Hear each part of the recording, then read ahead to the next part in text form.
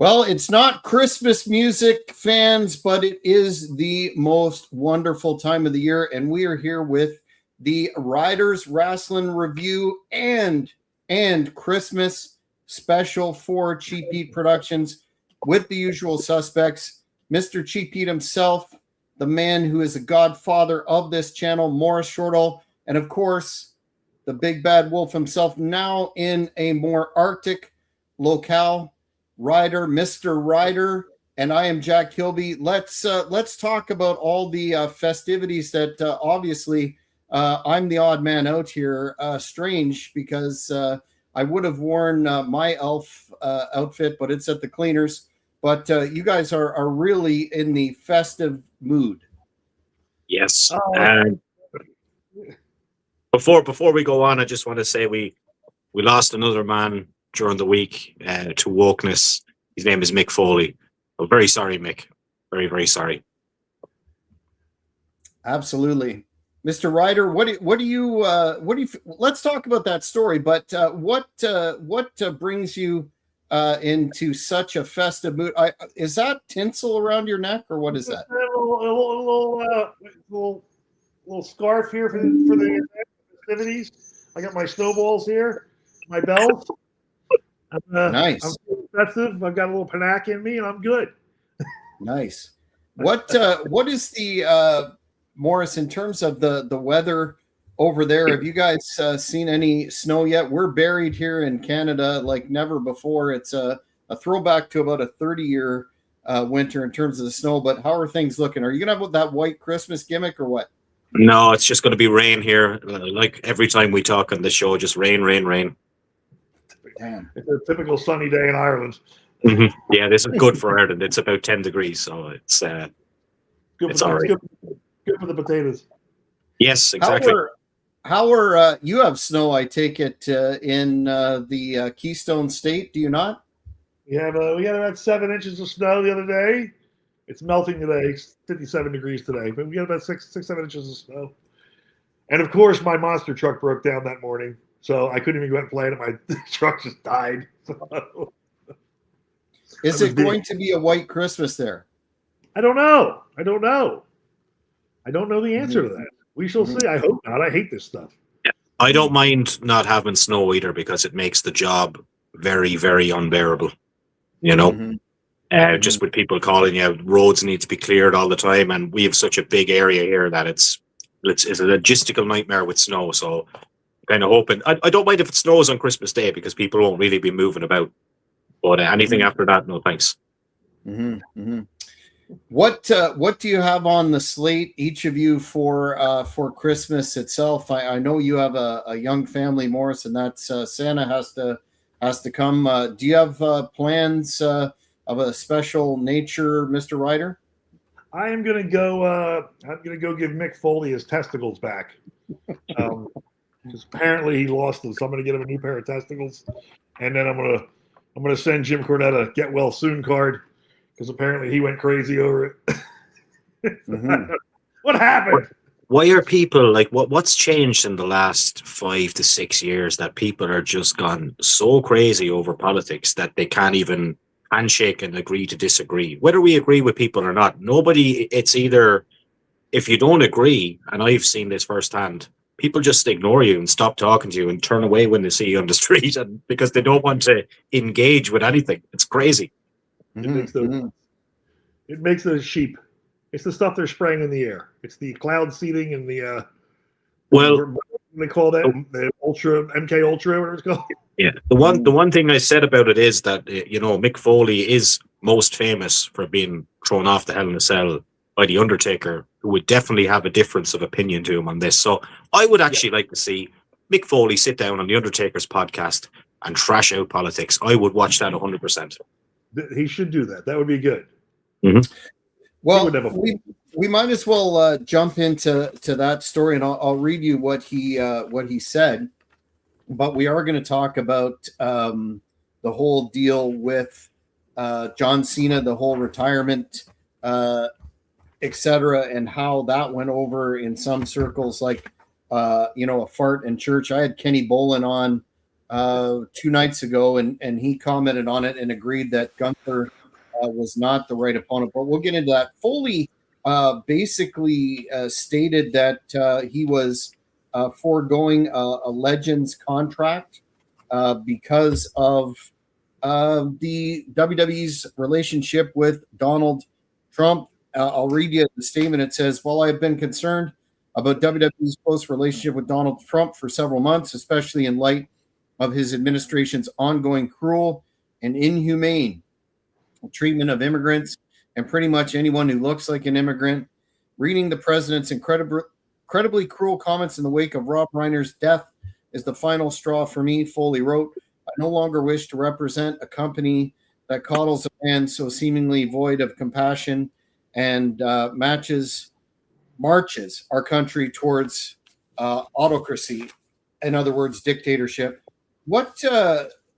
I'm not really sure about the timing of this. I've heard people talk about the statement, and they point out that Mick was, largely silent over the years when Mr. McMahon was allegedly doing whatever he was doing. So I think, Maurice, you make a very good point. Wrestling should be an escape, and we should probably keep politics out of wrestling, but like everything else in society, it doesn't seem to be the way that it's going. What do you make of all this? First of all, do you think he was right to comment on the Reiner situation? Do I think he was right? Yeah, I don't know this Reiner guy, so I'm kind of a little bit out of the loop, but I'm guessing he's on the flip side of politics too. But when Mick Foley, we'll go back to him for a second, said that over the last few months, I've been thinking, Donald Trump has been associated with WWE for years, decades probably at this point. His first presidential campaign, way before then, old WrestleManias and stuff. So 2 WrestleManias in a row. Yep. Yeah. What has changed now? It's popular to do in some circles, just be woke. Good question. Ryder, what are your thoughts on the whole debacle? I know you've shared locker rooms with Foley in various capacities, and seemed to be a really nice guy. I've met him numerous times. One of the genuine nice guys in the business, but man, this seems to be an interesting choice. Mick Foley robbed me on MTV, and I will never forgive him. I was robbed and made a fool out of on national television by Mick Foley. I don't know why he's upset about a tweet. Rob Reiner, whether you like him or not, for 8 years was lying and screaming from the mountain that Donald Trump was a racist and a sexist and a homo. Everything nasty you can say about this guy.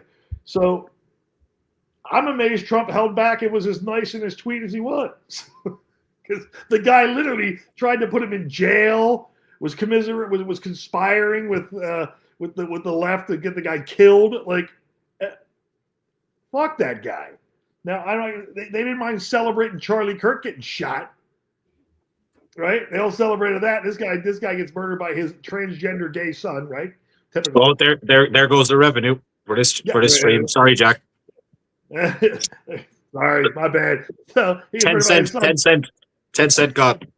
And then literally, YouTube is rapidly decreasing payouts towards, I think we've discussed this here before, towards AI, so it doesn't really matter at this point. But go ahead. Sorry to cut you off, Ryder. Well, anyway, that's okay. I apologize. But so he gets murdered by his son, and then Trump's supposed to what? Be nice to him now because he passed away? The guy did nothing but torture Trump, and then celebrated when the FBI raided his house and went through his wife's underwear drawer. So, yeah, I have no sympathy for that man. And I don't know why Mick Foley would even interject himself into such a stupid scenario. Yeah, I would say it. And Mick Foley is the same guy who's made millions of dollars, might have you. Millions. And started a GoFundMe page for hip surgery because he didn't want to pay his bills. Just think about that mentality. When I did meet the guy, I met him many years ago, and he's actually only coming off a tour of Ireland a couple of weeks ago. But I've seen his stand-up show a long time ago, and I will say, and I still say it to this day, he's probably the nicest guy of that level I've ever met. 100%. always got along very well with Mick Foley. I'm just disappointed in that he would let his emotions get the best of him. Does he mean what he says, though, or is he just trying to Oh, look? he means it. No, he You think means so? it. Oh, absolutely. Absolutely. One facet of this that I think is kind of flown under the radar is, he said he's not going to do any appearances and foregoing a Legends deal. Really, how much money are we talking there that he's really foregoing? It seems like it's mostly a symbolic gesture for whatever reason. I thought they got like 10 grand. I think they got like 10 grand a year for a Legends deal, and if they got any merchandise, they got to cut. Yeah, and obviously the royalties from streaming and stuff, which will be extremely low now because you used to be talking about DVD sales and video sales. But Mick will do fine for himself. Mick has just done 6 shows in Ireland, and the size of Ireland, like how small it is, he can go around the world and do his shtick, telling his stories, and Mick will just be fine. Like he's not going to be short of money. Right.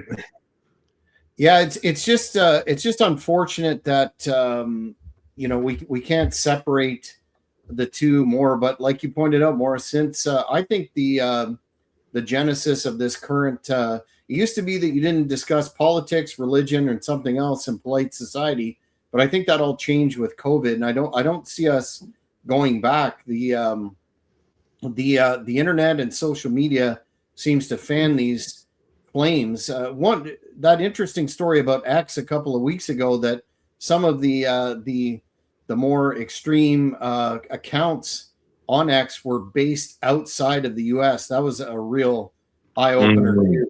Yes, it was the same here in Ireland. Yeah, a lot of them that were supposedly Irish were based in different countries outside. Well, I wish Mr. Foley well. It's unfortunate that we had to get into that side of things, but it is what it is. This just came out, gentlemen, right before we went to air, or at least I saw it then, and that is the Sports Illustrated Pro Wrestling Awards for 2025. You will see almost a clean sweep for AEW going down. Well, no, match of the year was Io Sky versus Rhea Ripley versus Bianca Belair. I don't agree with that. And going down, where else do we have a non-AEW? Is Naomi's in WWE again, right? That was a heel turn. That very memorable heel turn. No. Comeback performer of the year, Dragunov. I would agree with that. Best on the mic, Tony Storm. Tag team of the year, FTR. I mean, we're so down on tag teams. I would definitely agree with that. It's almost a non-issue now. And then, of course, the 2025 Legacy Award, John Cena. What do you make of AEW coming in strong? And I think Meltzer said recently that Mr. Khan will not. Triple H will not be Booker of the Year, and I think Tony Khan could sneak in there again.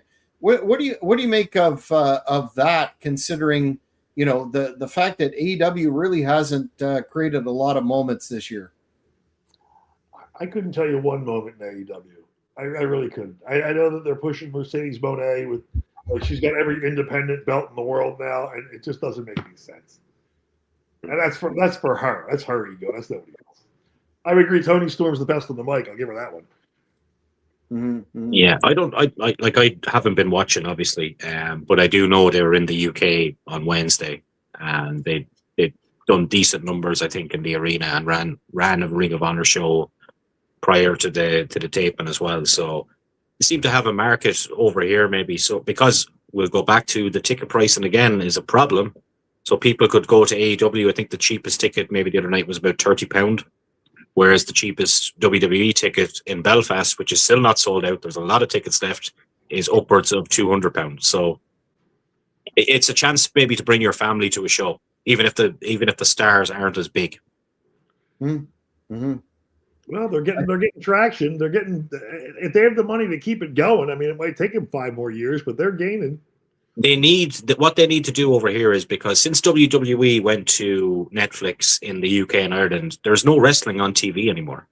So if they were to get, they do have a slot on ITV, I think ITV4 or something like that. It's not a big channel. But if they were to get a proper TV deal in the UK, I think that could go a long way to them getting popular over here, Maybe. Well, it kind of mirrors the years ago TNA were struggling in the US, and they had some very, very successful tours of the UK. It seems to be mirroring. And Ireland. Yeah, Ireland too. I think, again, despite what you think of AEW or may criticize AEW, I think it's a good thing to have an alternative. And when WWE has gone to Saudi Arabia, then folks will be it'll be a boon for AEW if that goes the way that it does, and all signs point to yes. One thing I wanted to ask you right off the hop too, before I forget, Maurice, is did you see that Jericho, the information is out there now that he has in fact signed with WWE? How this is contract tampering, I don't really understand, because he still has an agreement till the end of this month, but regardless, and they're saying he's going to be coming back to WWE in WrestleMania. I was thinking maybe Royal Rumble, but it looks like WrestleMania. What are your thoughts of this finally coming to fruition? Will they frig that up too? I think that the problem with the Rumble is he's got a big tour of the UK in February, very early February, and the Royal Rumble. So maybe they don't want to throw him into the Royal Rumble, and plus it's in Saudi Arabia. It's not going to be the same. Maybe they don't want to throw him in, then have to pull him back out and go missing for 3 weeks on tour. So maybe I can't see him. He's not going to come back at WrestleMania. He'll be back before WrestleMania, somewhere on the road. But obviously the Royal Rumble idea and the location of where it is, maybe it's just not the right fit, He's not going to get that pop in Saudi Arabia, really, is he? One would not think so. What are your thoughts on Jericho finally coming back? Is it the right move for him? I know he's got scads of money, but he could have got more in his last. Realistically, he's 54, 55. This will probably be his last great run anyway, regardless of the company.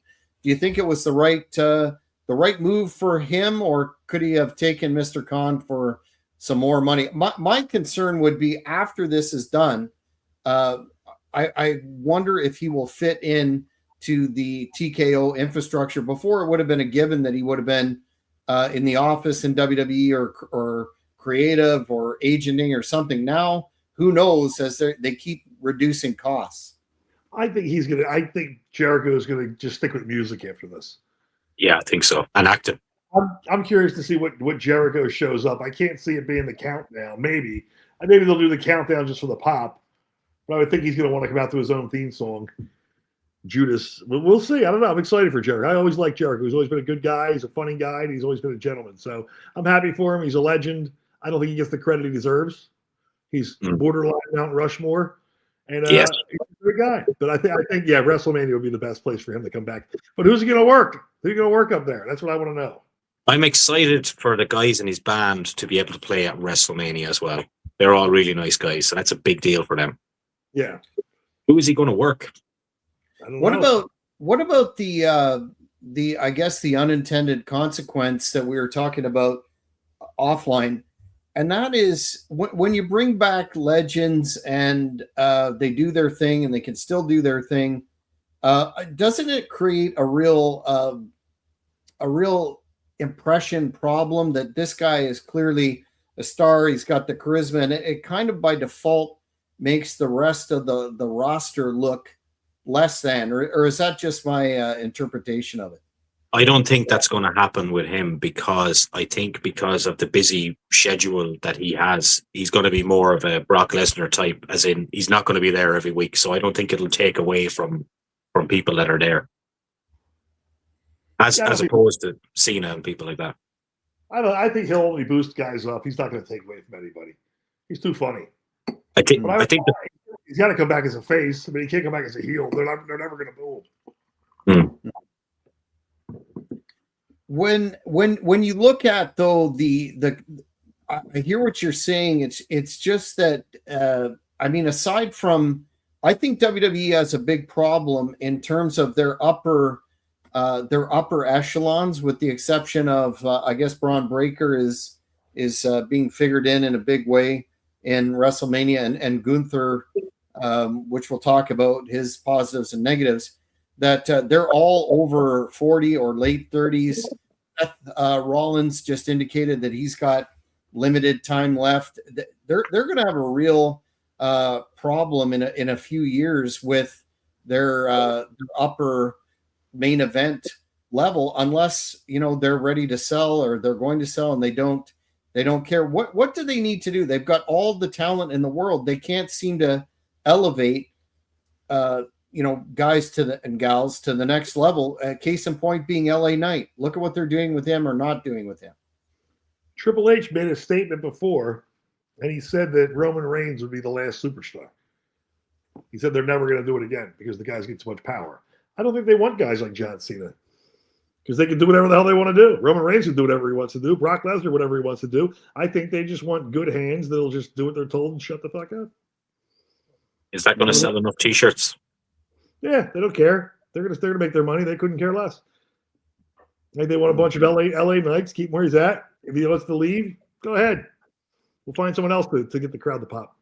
Yeah, but if you look at, let's say when you were there and just before you were there, the Attitude Era and the roster and the people that were opening matches like the Headbangers or maybe Goldust or someone like that, like they're bigger now than the Seth Rollins are at this point, and they were bigger opening the show. It's funny you mentioned the Headbangers. I was just with Chaz a week ago at the Winterfest boat parade, the Black Tie Ball, and he comes up to me and he starts telling me how he didn't realize that him and his partner were booked at a show up in New York, and it was freezing cold, and his partner was miserable, freezing his ass off, and I started laughing. I said, "Is that Jack's show?" He goes, "Yeah." We got to take a picture. So that was pretty good. So his poor partner there froze to death for you, Jack, while Chaz and I drank champagne. Nice. Well, I will say this about that event. Thrasher still has it. He performed extremely well. The crowd loved to see him. And if you think it was cold on December the 6th, upcoming on February 28th is Flex Wrestling Frozen Fight Night. It'll be headlined by a ladder match for the newly crowned Flex champion, the hybrid Sean Carr. Man, I'm extremely high on against Shale Connors, a great high flyer himself. That will be a stacked card. And speaking of stars, the Good Brothers will be there in action on February 28th in Mud Creek Bison Ranch, Savona, New York. So yeah, the venue, it was a little cold, but man, it was a hot crowd and hot inside. Is he returning to the ring as well to do a last go round, or? Chaz is retiring. I want to say in June for ISPW is his last match. They're going to do it in Wildwood. And I actually threw my hat in the ring. I said, I got one more in me. If there's a spot for me in that match for Chaz, I would do that. I love Chaz. He's a good guy. What in terms of their last run, are they doing tag matches exclusively, or are they doing some single stuff? I think they're doing all tags except for the one for you. I think they're going to go tags all the way through.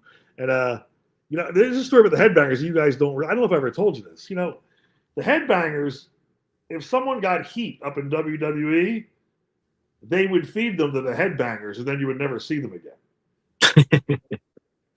Really? Oh, dude. Let me tell you. They were the pre-Bradshaw. Oh, dude. Ty Street. I like Ty Street. He's a good guy. But Ty Street got booked up there for WWE. And Ty Street went up there, and his first show, I want to say, was Meadowlands, right? And he's in the locker room, and he's in there with Perry Saturn and all these guys, Dean Malenko, and he's just acting like he's been there for 20 years. And he's just ribbing them and saying, and I'm looking at him. I pulled him out in the hallway with Inferno Kid, and I said, you need to stop. These guys are not your friends. Do not bust their balls. Just keep your mouth shut and your ears open. And he didn't listen. And then the following week, I wasn't there for whatever reason. And he went in the locker room, did it again. And then suddenly he was in a match with the Headbangers, and he left with a broken fucking arm. And he was never brought back again. Well, Thrasher at about 55 or 6 is still a very big dude and very very capable in the ring. It was a pleasure to meet him and a pleasure to interview him for the channel. So keep us posted on that, because we'll definitely cover that if you're involved in that situation in any way, shape, or form. Yes, I think Tommy has already got that one planned out. Yeah. There is an interview with Mosh from way back in the day that I done with him on this channel as well. Mm-hmm. Cool. Search that up, man. And his book just came out, Life Beneath the Skirt. So he's got a book.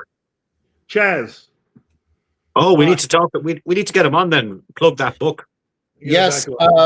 I've been talking to his agent. I think we're going to have him on in February for a discussion of the book and a fan Q&A. So stay tuned for that. Let's talk about this deal, the one that everybody has been talking about for the last week, and that's John Cena's last match. He controversially in the finish, you see the little smile there.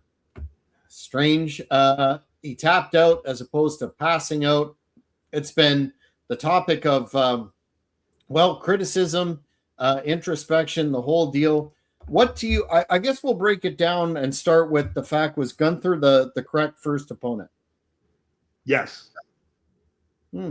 Maybe so. I didn't like the smile and the little, I thought that was really, really poor for a finish. Who else could they have gotten in the ring with that could have given them that match? Oh yeah, but the finish though. I thought there'd be more run-ins from all the guys. I thought you'd get a Randy, and I thought for somebody you get everybody in there, sort of like the Cody Rhodes Roman Reigns match a few years back at WrestleMania. But I for a second there I thought maybe they're going to put Cena over until he put on the sleeper, and I was like, it's over. He's going to tap out. It was the right thing to do. And if you don't think it was the right thing to do, watch the first 15 minutes of Monday Night Raw. Yes. And Gunther walked out. Yeah. It was absolutely the right thing to do.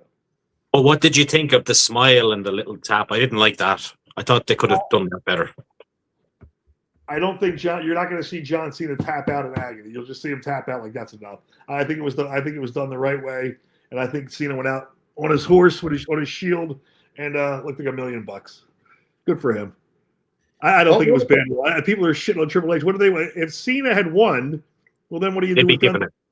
Yeah, they'd be given out then as well, yeah. But I just didn't like the smile thing. I don't know. It just wasn't for me. He just lost to Dominic Mysterio 2 weeks prior. So how's he going to beat Gunther? Well, and that's a good point you raise, Mr. Ryder. The whole booking of the retirement tour, fans are vociferously expressing discontent that the heel turn didn't work, and just it was a botch from start to finish. They didn't really embrace the heel deal. Then he flipped back, on the spot. In terms of a retirement tour, so to speak, what are your thoughts on that? I know we've discussed this, but now that we're seeing it in the rear view, I honestly think it could have been done better. Well, it absolutely could have, but they changed the script on him. First off, they shouldn't have had that rapper involved with him. Who was that moron they fired? Travis Scott. Yeah, why was that guy involved with John Cena from the beginning? That was terrible. And then The Rock disappeared and went and made a movie. So here he sells his soul to The Rock, and The Rock's gone. And then they had the most expensive show ever in Ireland and flew him in to cut a promo and leave. Yeah, cut a promo. In between. And then you got Cena out there who can't cut a heel promo. You can't do it. So I'm going to ruin wrestling. It was not. I don't think that's what they thought it was going to be. That's why they took the belt off him. Mm-hmm. He should have just shut up. He should have gone back to being the doctor of thugonomics. I don't know why he didn't do it. Easy. Yep. He should have just gone back to that. Bull Buchanan definitely, when I interviewed him, spoke fondly of his time with Cena. I think that had a lot of juice left and could have been something. But just to go back to the finish, and I'm just gonna lay out what some have said. they're saying, that time-honored tradition of doing the favor when you leave the territory. It's not the territories anymore, and he lost so many times in the run. It would have been better if he won on the way out, or do the Stone Cold Bret Hart thing from WrestleMania 13, where he passed out and he didn't tap out, because the man who made his career out of never giving up gave up, and a lot of criticism along those lines. And Chael Sonnen, the UFC legend, of course, really released an interesting video saying that he was betrayed by someone close to him to talk him into this. What are your thoughts on that? That they've misconstrued the time-honored tradition because he's retiring. He's a legend. Sting won his last match. A lot of comparisons there, and they of course jobbed out Goldberg too. What are your thoughts on that criticism? I don't. Anyone who's giving that criticism does not understand the business. See, you don't go over in your last match. It's unnecessary. He gets nothing out of it. What's he get? Another win? John Cena's won more matches than anyone in the history of WWE. He's got like 890 wins or some shit. You know what I mean? Like, it wouldn't do anything for him. You got to do something for Gunther. It was the right thing to do. It was the right thing to do. I think he did it great. It was a great match. It was entertaining. He kept the fans in there. He hit 3 AAs, and it was good, man. And now look at Gunther. Gunther's going to go on to. He was hilarious on Monday Night Raw. He's going to want to turn a face, or Dominic's going to turn face on him. But it's going to set up for those two. Yeah, no problem. Hilarious. Yeah, no problem with the finish. I just didn't like, as I said already, the smile thing. I don't know. Right. That was my only hang up with it. I understand where it was going, and it doesn't matter, as you said as well, if you win or lose in your last match when you've had a career like he has. Yeah. So anyone that thought he was going to win, I don't know what they were talking. You were just there to see him. But if he did win, it wouldn't be a big deal. People would still be giving out about Triple H this and Yeah, I don't know why they're pissing on Triple H. John Cena's got creative control. He can do whatever he wants to do. Yeah, well, Triple H has done a poor job, in fairness, with those ticket prices, so we're not going to let him off the hook. Well, I don't think he's not the ticket price guy. I know, we're going to blame him. He's not the ticket price guy. No, that's Nick Khan. The highest gate ever. The highest grossing Saturday night's main event. The highest grossing. Yeah, there's 7 people in the crowd. Mm-hmm. And they've all paid $1 million. Did you guys watch the rest of the card? I tried and just couldn't do it. Apparently it was I guess they're putting over the fact that the women's match was good, but the rest of it, Obafemi though they say had a star making a performance there against Mr. NyQuil Cody Rhodes. Did you see any of it, Ryder? The rest of it? I watched the entire thing, and I got to tell you, I disagree. I thought it was actually one of their best shows. And the 2 kids that worked AJ Styles and the other, those 2 are unbelievable. Mm-hmm. They're tiny little guys. They're not going to go anywhere, I don't think, but they were really good. I mean, AJ Styles, the only botch in the match was AJ. A rare botch at that, too. He went with a springboard and missed. His foot missed. But I thought the whole show was good. I didn't see one match I thought was bad. I thought Sol Ruca really did a hell of an impression. She's a really talented girl. And I thought all the way through it was a good show. And Obafemi, I mean, I don't think he's going to be Brock Lesnar, but he's certainly going to get a push. Mm-hmm. Big lad. In terms of, John Cena in the final analysis, where would you place him in terms of his career? Now, in fairness, he came in at a time where business was down in a lot of ways after that Attitude Era, and was pushed. I remember around the time that he was feuding with Jericho and he beat Jericho. I thought, man, he's pushing him to the moon. I found him kind of bland, but he grew on me over the years, especially in his program with Amaga. I thought that was excellent. But where do you each see him in the final analysis in terms of his career? One of the greatest of all time, or top Definitely. 10, or where do you put him? Go ahead, Maurice. For me, because I started watching primetime wrestling in, we'll say, 1997, 1998, he'd be in my top 5. Simply because of watching it at that time, you know? So it'd be Austin, Rock, him, Jericho, and Kane for me, controversially. But I love Kane. So when I look at this, who are your greatest of all time? You got Ric Flair, right? Ric Flair's biggest run was probably lasted him 2 years. Hulk Hogan, when he was on top, about 5 years, right? Steve Austin and The Rock, 3 years apiece. John Cena's run lasted almost 20 years on top. He's the greatest of all time. Really? You think so? Hands down. Just it's not even close. He's bigger than Hogan. Really?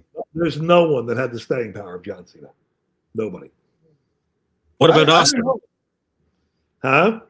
What about Austin? Austin had a 3 year run, Steve Austin. Oh, but he was so popular.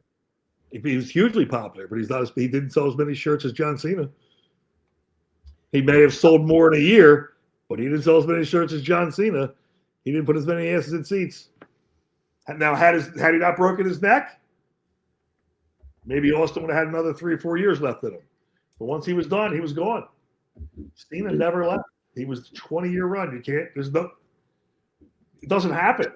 The counter to that, though, is that he wasn't as mainstream as either Hogan or Stone Cold. I mean, wrestling, when it was at its hottest and most mainstream, was with Hogan in the 80s, the golden era, so to speak, and then Austin during the Attitude Era. I don't think Cena was even at his height as much of a household name, not including his acting and all the other stuff that he did, but not as much of a household name as those two. Okay, so as far as star power, well, Hogan and Austin are the 2 greatest of all time. But as far as wrestling superstars, John Cena is the GOAT. No one has that staying power. No one has a platinum rap album as well. The guy's accolades are crazy. With his cousin, the Trademark, Cheap Pop again. You can check out an interview with the Trademark on this channel as well from a couple of years back. He's got 4. What does he have? It's some crazy. Was it 4,000 Make-A-Wish? Yeah, well, that's a good thing. Really good thing. I mean, like, this guy never stopped. He lived and breathed it, and he gave up his whole life for it. He just got married a couple years ago. Like, he couldn't even have a relationship. The only relationships I know about it, one went out with a gun in his mouth, and the other was Nikki Bella. Who's dating a 22-year-old? Did you see that? Yes, I seen this. Some baseball guy, is it? Football. Okay, football. The Philadelphia Eagles. Yeah. Yeah, that's for him. Kind of embarrassing, actually. But he'll have plenty of fun with the plastic.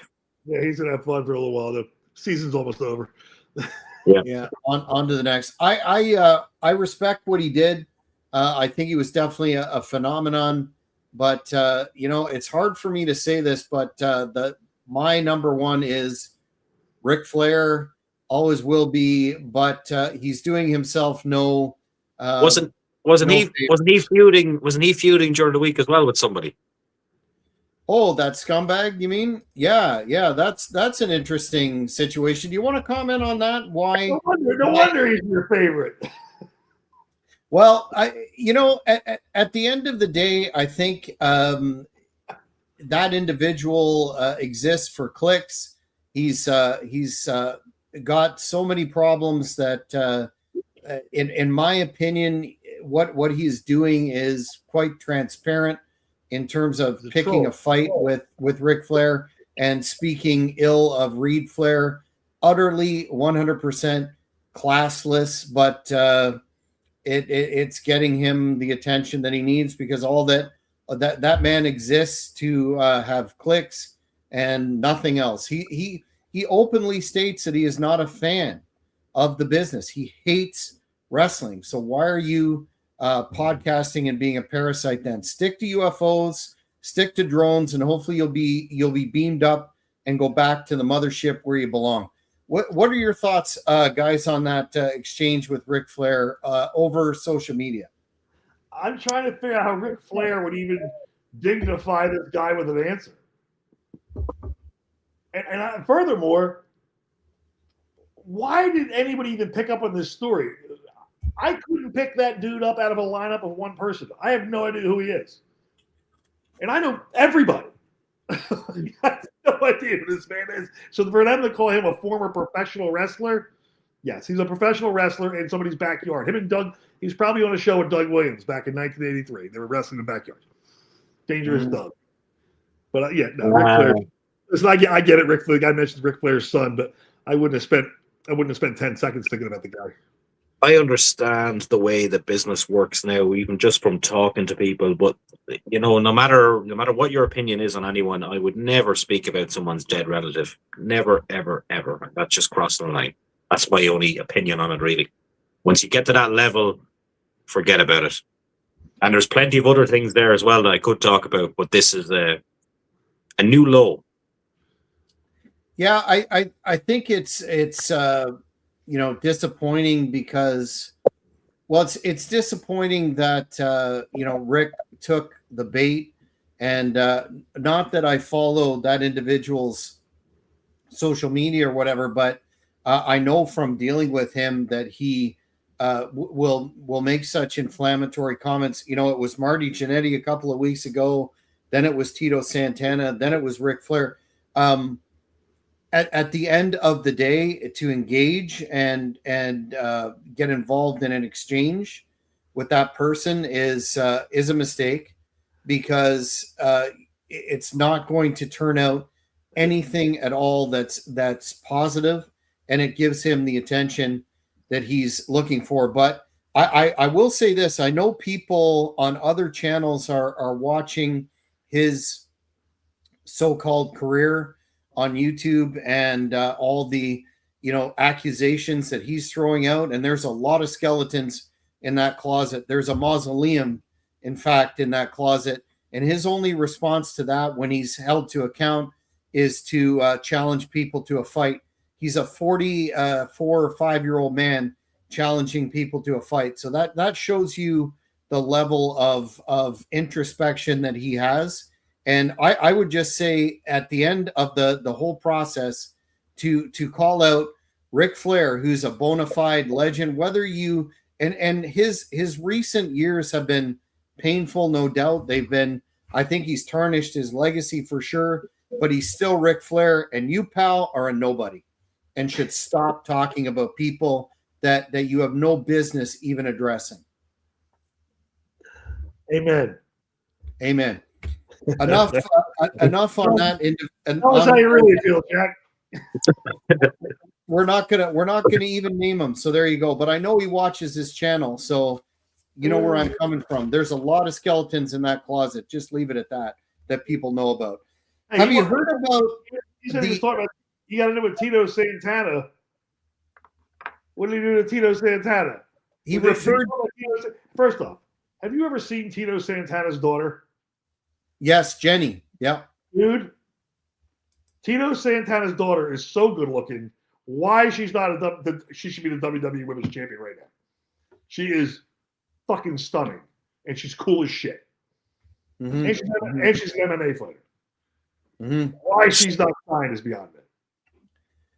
Well, I know he's been trying to get with her for years, and that was probably part of why he decided to call out Tito Santana. But before we leave that topic, the only thing to say is people in glass houses, pal, shouldn't throw stones, and you shouldn't be calling out people for being racist and all the other stuff that you've been calling people out for, because there's receipts out there and a lot of people have them. So be very careful. 2026 could be problematic for you. He called people racist? Yeah. Let me tell you something. That is the weakest thing you can say. As soon as somebody says that somebody's a racist, you just know they are a weak human being. Yep. Mm-hmm. Racist. Mm-hmm. I'm Irish. I'm Irish, and I hope Maurice agrees with me. We have earned the right to hate everybody. Well, we It killed off half our population, and you know what? We got drunk and got over it. Yeah, there's a little bit of heat with England and Ireland, but we're okay. Yes. What I want to do is for Ireland to win 2 games in March and get to the World Cup, so I can go over to Atlanta. I'm not going to Mexico; it's too hot there. They're playing 1 game in Atlanta. I want to go there in June. And in Mexico than there are in Atlanta. Yeah. What about Scotland, the land of my ancestors, being a proud Highlander of the Campbell clan? How does Scotland fit in? Scotland and Ireland are like this, correct? Still? Yes, and Scotland have qualified for the World Cup, but we've got 2 more games to try and do this, and we'll hopefully be over there. Our games are scheduled, as I said, 1 in Mexico, then back to Atlanta, then back to Mexico. But the games are like 7 days apart, so I'll only be able to go to 1 game. I want to go back to America, and I will go to Atlanta if we can get there in June. So you guys are more than welcome to come up and we'll party. Pretend to be Irish for the day. If you're in Atlanta, I will definitely make it there, and I know Mr. Ryder. Maybe we'll drive down together. That sounds fun. Speaking of Triple H, a lot of folks are speculating that he is going to be an on-air role. Bully Ray, your friend and a man whose opinion is very well respected. He is predicting that Triple H is going to be a Vince McMahon-like figure. Will get the authority back again. Blah blah blah. And he's saying with his comments about the time-honored tradition. This was in the post-show when the fans were chanting AEW and booing Triple H. Unbelievable. I did see that. That was entertaining. He said that does this give him an opportunity to be a Mr. McMahon-like figure? And he said, based on everything, the reactions towards Triple H post-Cena match and on the after broadcast, after all the animosity directed to him, it seemed like it got to him a little bit that he could, in effect, become that on-air type of personality. What do you guys think of that? I mean, a lot of folks are really heavily criticizing Triple H for hogging the spotlight. He's always got to do the voiceovers, the on-camera deals, making it about him, so to speak. What do you guys do? You think A, that's going to happen, or B, would you like that to happen? Well, I don't think Triple H could do the McMahon. He's already done it. They did the McMahon Helmsley era. It's been done already with him. He can't do it again. I think they're going to boo him no matter what. But him coming out acting like Vince won't work. Hunter just needs to be Hunter. Just stay in the role you're in. You got Nick Aldis, you got the other guy over there. Let them do their jobs. Let them be those characters. But it's not going to work for Hunter. What's he going to do? He's going to come out and turn heel again for the umpteenth time? No. I think he should go out on every TV show and say how much the ticket is in the front row, and then just go the whole way back to the back. That's his whole promo. Yeah. How much money they made. Yeah. I saw a thing yesterday that him and his wife are each worth $150 million a piece. That all? A piece. That's without her inheritance coming from the big guy. From Ryback. From Ryback? Is that what he put out there? Yeah, he's going to no, it wasn't from Ryback. I said from the big guy. He said Ryback. The big guy being Vince. All right, Ryback is the big guy. The big guy being Vince McMahon. Ryback, fucking Ryback. Poor Ryback. Ryback could have been huge. He was on his way to he could have been Cena. And they just had to put him in there with Punk when Punk was miserable being an asshole and just buried the guy for Jersey guy. Oh, he hates him. He hates him. I think Ryback should hate him. Ryback should want to punch him right in the face. What do you think of, just to follow on that Ryback thread, what do you think about Punk and Braun Breaker? Do you see him passing the torch? Where do you see Punk? He's pushing 52, aren't we all? Getting up there. Do you see him, except Maurice, of course, sorry, kid. Do you Do you see Punk passing the torch to Braun Breaker? Do you think he's got what it takes to be a world champion? Not yet. No, he's not going to do it yet. And I don't think Braun Breaker's necessarily going to lose either. I think it's going to be a disqualification or a count out of some sort. Shenanigans. Yeah, there'll be shenanigans. He's not going to lose clean to Punk. He's already got the win over Punk, but for him to beat Punk twice in a row, that kills Punk. Mm-hmm. Kills Punk. Punk will get a win, set up for the rubber match, and then maybe you get it in what would be next Royal Rumble, right? So your Royal Rumble, you'll see a changing of the guard. Punk, we talked about it, I think. Go ahead, Jack. No, go ahead. I think we talked about it a few weeks ago. Punk is looking a little bit slower now, a little bit more robotic, isn't he, over time, you know? He hasn't aged as well as some people have in the business, but then again, he was away from it for a long time, you know? It happens to the best of us. Mm-hmm. I think Breaker has the potential. Everybody was raving about his promo where he talked about CM Punk, and yeah, it was entertaining, but I think he's got a little ways to go in terms of that side of it. Physically, he's a Steiner, so what are you going to say? But I think they definitely should elevate him to the next level, but I think it's a little bit off.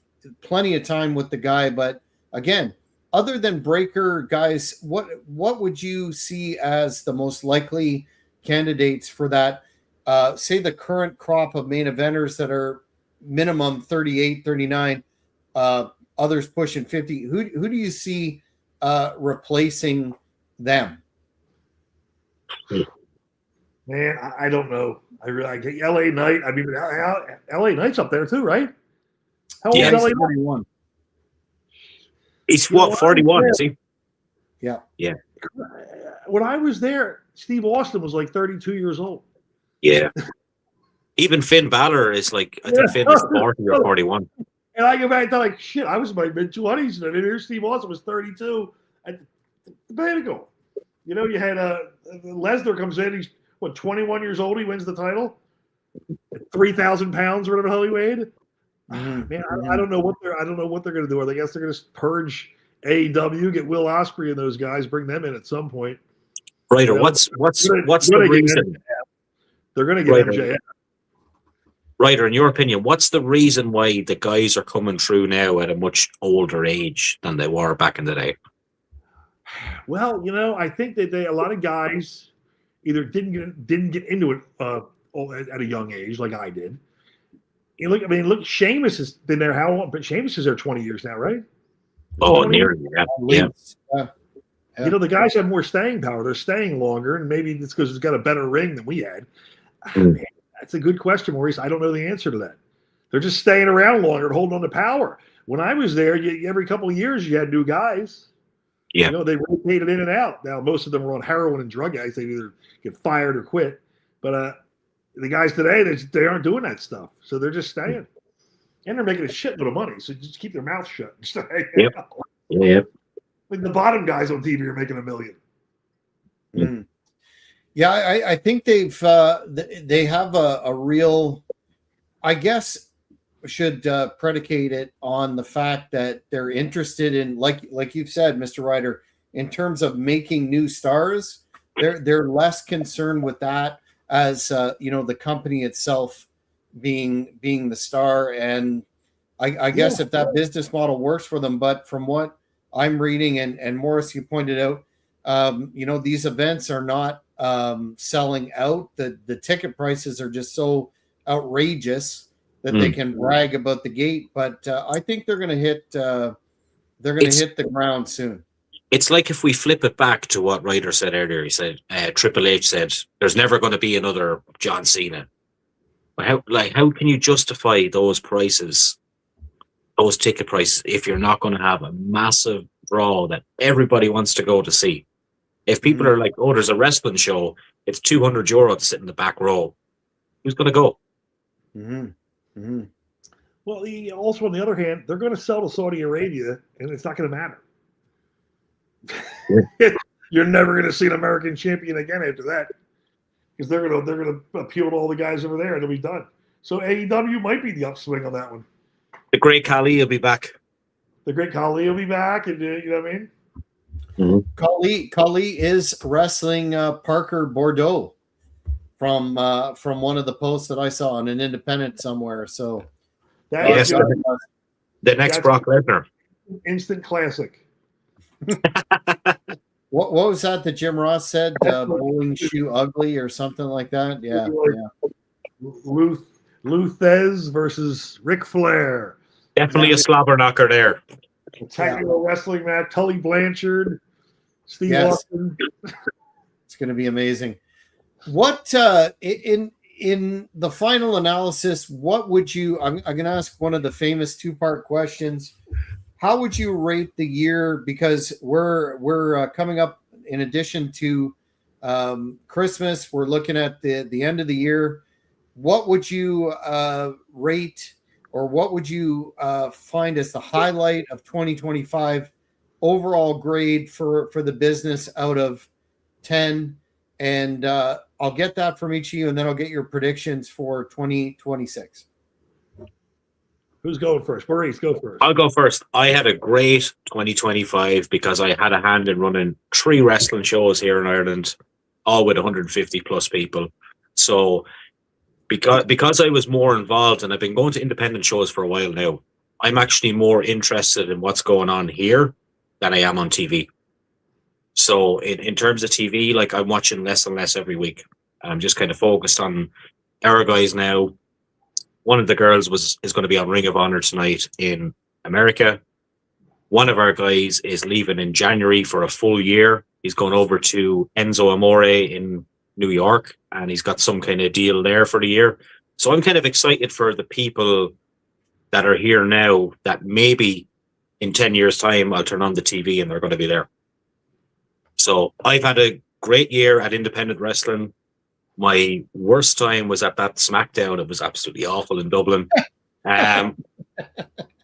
Sitting in the second last seat from the back. Yeah, and I've been to way better house shows. So I don't know. I don't know what the future lies for WWE, but I'm happy with Irish wrestling here. I would give wrestling a C for the year. There was no big explosive moments that I thought that are going to. There was no Mick Foley off the Hell in a Cell moments this year. You know, John Cena heel turn was the biggest thing of the year, and that was a dud. That didn't turn out to be anything. John retiring was a big thing. It was good he was there. Otherwise, their ratings really would have been in the crapper. And I just think they're in a rebuilding phase. It's kind of like what was the era right before the Attitude Era? Ruthless aggression. Next Generation, or Next Generation, yes. Yeah. Owen Hart and Coco Beware were a tag team. I feel like we're back there. Yeah. But that era in WWF stunk. But if you go back and you look at that much maligned era of WCW, early 90s to mid 90s, that was good shit.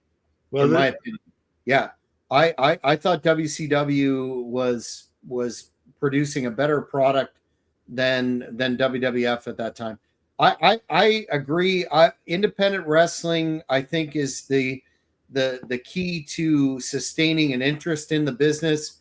There's so many good performers that are out there, especially in the Northeast. I could name off numerous promotions there, but I'm really excited about Finger Lakes Extreme Wrestling, not only because my friend in charge, Kingpin Angel Medina, is on his last great run, but so many exciting talents there that have the right attitude. That locker room was incredible. It was a throwback.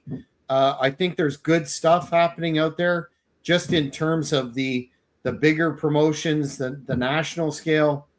Not so much. Not a fan of the price gouging, and AEW needs to find its way. But I would say, on a whole, because of the pricing, I think the product that WWE presented in 2025 did not warrant the pricing for either their ESPN deal or their definitely their live events. I think I've gone to my last WWE live event. I think that's not going to change, but hopefully the independents will continue to grow and take a foothold when WWE is not running as many house shows. So I'd have to give it a D overall. Not much interest in me at all on the national stage. The Cena heel turn was interesting at the time, but I think they botched that. But that's in the history books now. Now, before we wrap up, I want each of your predictions for 2026. What do you see happening on the national level? Do you see them turning the business around? Do you see that one great, as the cliche goes, Mr. Ryder, you know this better than me, that one great program that's going to, set the business on fire? Or where do you see things going? I'll start with you again, Maurice. I appreciate your comments about Irish wrestling. It's one of the, the hot territories, if you will, that we have in the modern era, and good stuff there. I know there's more shows coming, but where do you see the business as a whole going in 2026? So I think at the top level of WWE, you're going to be looking at, well, John Cena's gone now. When is The Rock coming back? That's one thing. Everyone's going to be really excited about Chris Jericho's last run, but I'm wondering, will they milk it like they did with the John Cena one? I don't think they will. I think like Jericho will be there for maybe, I know the report said 2 years, so maybe about 2 years. But I think like what you alluded to earlier, they're going to be hooked on nostalgia and guys coming back. That's what I think. Breakout stars for the year. Really don't know. Like, where's Cody Rhodes going to fit into all this, and who is Chris Jericho going to feud with? They're my two questions going into next year. Love Chris Jericho, so I can't wait to see what they do with him, and that's my excitement going into next year, to be honest. Chris Jericho versus LA Knight at WrestleMania. That's what's going to be. He's already fought Fandango at WrestleMania. It's the same thing. Chris Jericho, LA Knight. That's the two best talkers. That'll be a good one there. Rock will be back. You're right on that one. But as far as the best feud, I think it's going to be Gunther versus Mysterio Jr. I think they're going to turn that kid. He's going to pull an upset and win the world title over Gunther. Whether that's at the end of the year, that's probably toward the end of that year. Wait. We have been so careless tonight. We have forgotten all about Sami Zayn and the Royal Rumble in Saudi Arabia. I'm so sorry. Obviously, the alcohol has affected all of us because we've forgotten about the big long-term plan. He had to buy a ticket for the last to see John Cena. Speaking of which, I was going to go to NXT in Fort Lauderdale, and they wouldn't let us in. We had to have special passes from freaking powers that be to even go backstage. Is that crazy? Why? That's their new policy now. You've got some crazy pass. You got to get Steve Corino and them can't even give out tickets. Did they not see the size of you and just be like, hey, come on ahead? That's what I would have done. I called Corino. I was like, dude. And he just told me, he's like, they're not letting anybody in. I don't even know if Chaz got it. They might not let him in. Wow.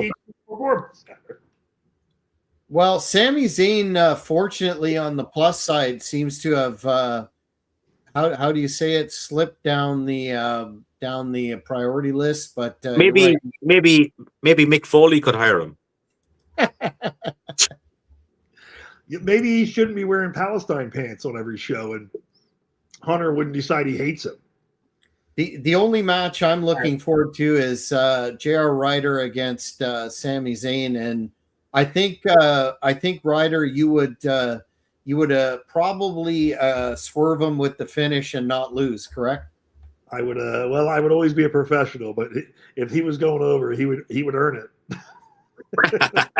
Absolutely. Earn it with that chicken fucking chest. Sorry to ruin the show, by the way, at the very end. I've never been very nice to guys when I get in the ring looking like they should be wearing a t-shirt. Yeah, he's pathetic in my opinion. So before we go, I'll bring it down to this, non-wrestling or whatever related. What are your New Year's resolutions? I know we're early, but give her anyway. I don't know what my New Year's resolution. I'm in a position right now where I don't know what I'm going to do with myself for the next couple of months. I sold my company. I'm just sitting home. I'm not sure what I'm going to do, so I'm just weighing my options. And my New Year's resolution is just spend time with my family and my wife and my dogs and lift weights. I get rid of my neck. Look how big my neck is. I'm getting that Brock Lesnar neck. Like my neck's so big, I got a wrinkle in the back of my neck now. You kind of got a Jesse the Body thing going with the fedora there almost. I like it. That's what I'm going for. I'm going to cover up Works for you. I don't even have traps anymore. It's just my ears are connected to my shoulders now. That's amazing. Maurice, what are your and I know you've been making the media rounds there. You're a man about town. I guess you could do your resolution for your professional capacity or whatever else strikes you. So my New Year's resolution is to go to as many independent Irish shows as I can next year and continue to expose the corruption in Ireland. That's what I'm going to do. Well said. Hurrah. Because nobody else is going to do it. So it's an unpopular position, but we'll see what happens in the end. We'll give that man a rub. I think that's very, very laudable, and I know you're tirelessly pursuing that. So I appreciate all the time that we do get you on the net. Okay, let's talk about that. Oh yeah, almost forgot about that. Ryder, do the deal there because you are now also a man of the people, correct? I am duly elected man of the people. Maurice and I are doing our due diligence to save the West. That's our plan. What does that entail, your new duties? You know, if I told you I have no idea, would you laugh? It doesn't matter. I literally won an election based on 2 write-in votes, and I have no idea. But I know the position, I am the last one to look at the votes, and if I say they don't count, they don't count. So there'll be no stealing. There'll be no mail-in votes in Chester County coming forward. I can tell you that. You want to vote? Show up, because you start writing your name on document, they're going right in the trash where they belong. That is a very important job because of, not to mention the midterms are coming up, and democracy relies on on checks and balances, and that's definitely something that was missing in 2020. So good for you for that task. Maurice seems to be gone. He's gone to get another beverage. Oh, he's back. Another beverage, Maurice. Or what's happening? There he is. Is he got a sweater on? You're on mute. Just have to go to the bathroom, guys. That's all. Well, that's fair. We've all had some Christmas here. I just want to take a moment to thank both of you gentlemen. It's always a pleasure to do this broadcast with you. Enjoy your insights, and also to thank the Cheap Heat Productions fans.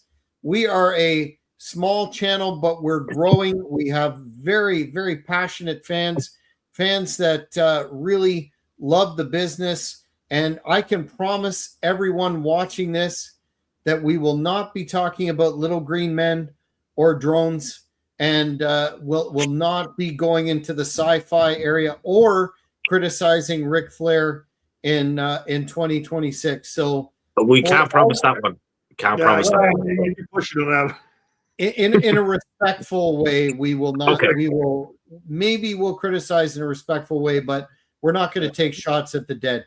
So, in terms of this year, thank you very much for all your comments, your interaction, and we look forward to doing this again. Lord willing, the creek don't rise in 2026. For all of us here, Merry Christmas, fans, and Happy New Year. Thank you for watching this video. Please give it a like if you enjoyed it. Be sure to follow us on all social media platforms at Cheap Heat Productions. Don't forget to hit the notification button, and you won't miss any of our upcoming interviews, recurring programs,